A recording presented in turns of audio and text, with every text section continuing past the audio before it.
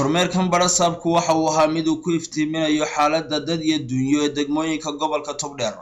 Badhasaab Maxamed Muuse Diiriye wafdigan uu horkacayay waxaa qayb ka ahaa taliyaha qaybta booliiska ee gobolka, hay'adaha samafalka ee gobolkan ka shaqeeyay sidoo kale inta badan isuduwayaasha heer gobol, agaasimaha hay'adda shaqaalaha iyo sidoo kale xildhibaan Maxamed Turtur oo ahaa xildhibaanka kaliya ee kala socday golaha deegaanka safarkan.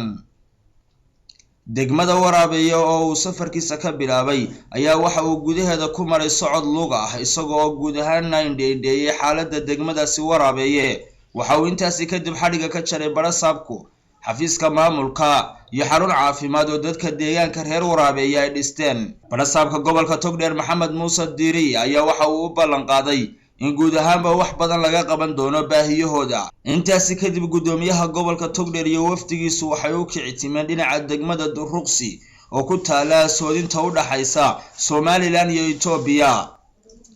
waxaana halkaasi loogu soo dhaweeyay si diiran iyadoo gudoomiyaha degmada Duruqsi uu halkaasi ku soo bandhigay mashaariic uu badhasaabku xadhiga ka jaray oo ay ka mid ahaayeen khayriyad weyn oo degmadaasi u dhisay sidoo kale saldhig booliis. inkastoo uu codsaday gudoomiyaha degmadaasi in arrimaha amniga wax lagala qabto.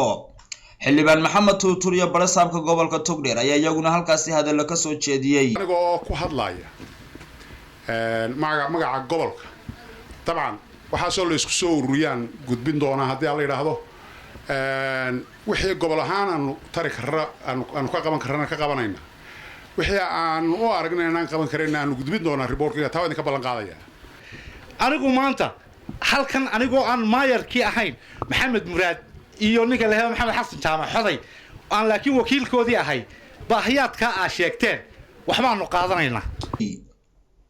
degmada Riixilo ayayadana gudoomiyaha gobolka Togdheer iyo wafdigiisu ay ku nasteen waxaana dadka deegaankaasi guud ahaantoodba ay soo bandhigeen baahiyaad u tiro badan oo ay ka dalbadeen xukuumadda Somaliland iyo dadka deegaankaasi u dhashay qurba joog ah inay taageero horumarineed degmadan ka geystaan. degmada Dhoqoshay ayaa si heer sare ah loogu soo dhaweeyay wafdigan iyadoo ay soo dhaweynta degmada Duruqsina guud ahaanba ka duwanayd toddobada degme oo kormeerka ku soo maray badhasaabku.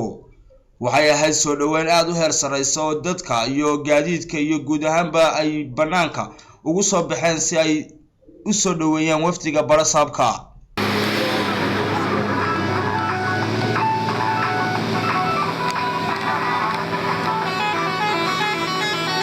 waxaan aad iyo aad baan ugu diirsanay soo dhaweyntii waana aad noo samayseen waxaanu leenahay waadna sharafteen Allah idin sharfo.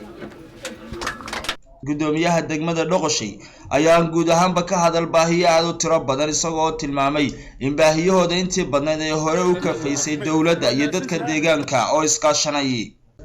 degmada Dhoqoshay waxa kale oo uu dhagax dhigay mashaariic sida wasaaradda cadaaladda iyo aqalka martida ee degmadaasi Dhoqoshay yeelan doonto. taliyaha qaybta booliiska ee gobolka Togdheer oo isaguna wafdigan qayb ka ahaa ayaa waxa uu degmo kasta kala kulmayay baahiyo dhinaca amniga ah isagoo inta badan u ballan qaaday degmada Waraabeeye inuu keeni doono ciidamo booliis ah degmooyinka inta kalena baahiyahooda uu gudbin doono taliska ciidanka booliiska ee Somaliland. wafdiga badhasaabku waxay u hoydeen degmada Baladhigo iyaduna ku taala xadka u dhaxeeya Somaliland iyo Ethiopia. hase yeeshee gudoomiyaha gobolka Togdheer waa uu ka soo kalahay degmadaasi kadib markii uu kulan la qaatay dadka deegaankaasi waxaana uu tagay degmada Warcibraan oo uu kula kulmay odayaasha iyo cuqaasha iyo maamulka degmadaasi. safarkaasi oo dheeraa waxa uu ku soo gabagabeeyay degmada Qoryaale oo ka mid ah degmooyinka dawladdu ay wax u qabatay dadka ku dhaqan in ay wax qabsadeen. kormeerkaasi guud ahaanba waxa uu ahaa mid nabadgelyo inkastoo safarkan uu ku soo beegmay xilli raxmaadka ee ay dhulkaasi ka de'een. badhasaabka gobolka Togdheer ayaa waxa la filayaa in toddobaadada soo socda uu ambabaxo waqooyiga gobolka Togdheer oo noqon doona wajigii labaad ee safarkiisa. waa Sabri TV-ga qaranka Somaliland Burco.